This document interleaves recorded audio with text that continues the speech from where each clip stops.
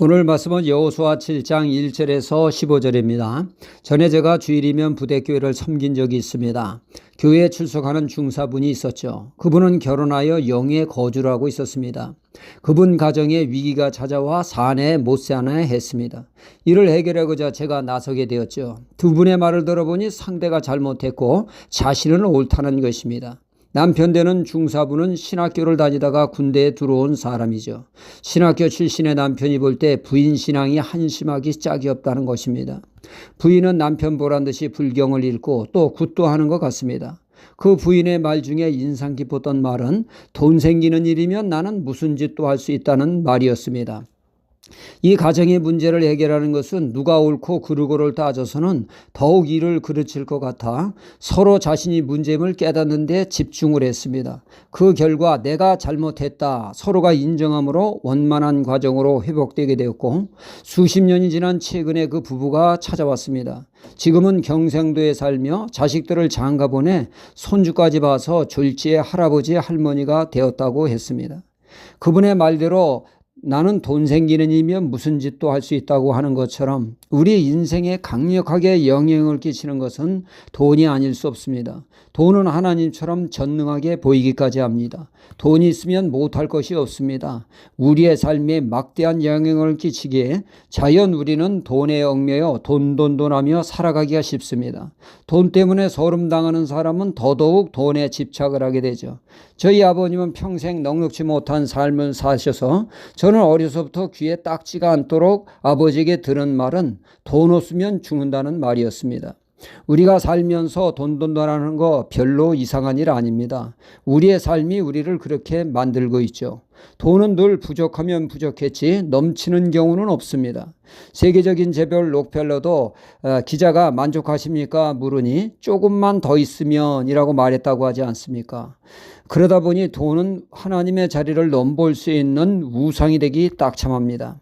그래서 주님은 돈이 하나님의 자리를 차지할 수 있음을 경계하는 말씀을 하셨죠. 하나님이 아닌 돈이 우리의 주인 행세를 할 수 있다고 말이죠.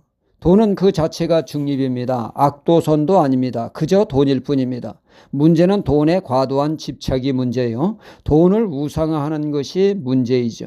돈이 하나님의 자리를 꿰차고 하나님의 노릇을 할 때 그 사람의 신앙은 물론 삶을 파괴하는 무서운 존재가 된다는 것이죠. 성경은 이를 경계하고 있습니다. 디모데전서 6장 9절로 10절에 부하려 하는 자들은 시험과 올무와 여러 가지 어리석고 해로운 정욕에 떨어지나니 그 사람의 침륜과 멸망에 빠지게 하는 것이라.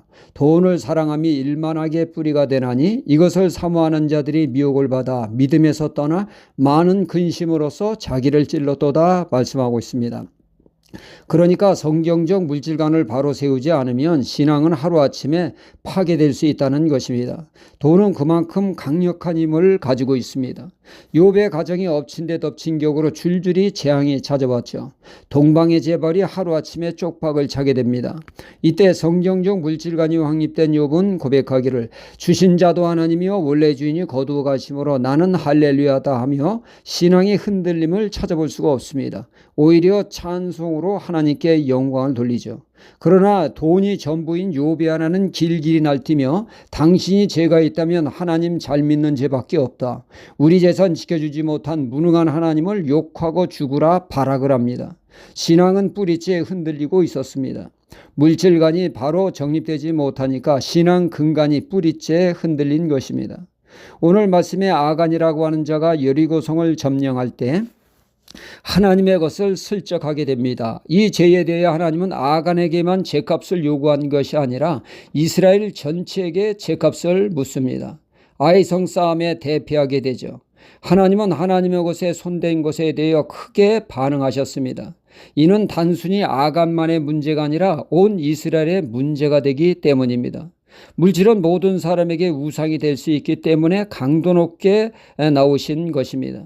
물질 우상을 경계하라고 하는 하나님의 엄중한 경고였던 것이죠. 이스라엘이 무엇 때문에 훗날 망하게 됩니까? 우상 숭배 때문이었습니다. 결코 물질 우상 가볍게 보아서는 안 된다는 것이죠. 하나님의 것과 내 것을 확실히 구분할 줄 알아야 건강한 신앙생활을 영위할 수 있다는 것입니다.